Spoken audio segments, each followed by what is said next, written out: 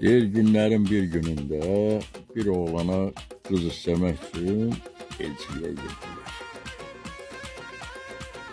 Bu elçiler gedəndə oğlan da bunlarla gedir. Kız evinde meclis kurulur, hamı yığışır, bir tanışlıklar başlayır. Növbə gəlib bəyə çatanda bəyə deyirlər ki, sen bir özü bize tanıt görək, sen necə adamsan.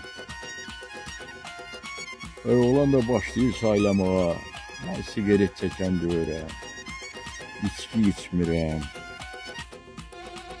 barlara getmirəm, qəl qıran deyirəm, mehribanam, hamı ilə ünsiyyət quranam.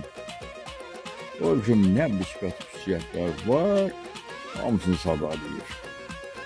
Bir ancaq kiçicik bir balaca mənfi xüsusiyyətim var. O ama bir ağızdan deyir ki, belə müsbət xüsusiyyətin içində kiçicik bir mənfiliyi bağışlamaq olur. Bu kız evinin adamlarının içərisindən biri dili qutlamış, dizi qalmır. Deyir ki, de görək o bir dənə kiçicik o mənfi xüsusiyyətim var.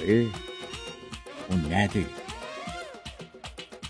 Deyir, mən ancaq yaman yalan danışamam.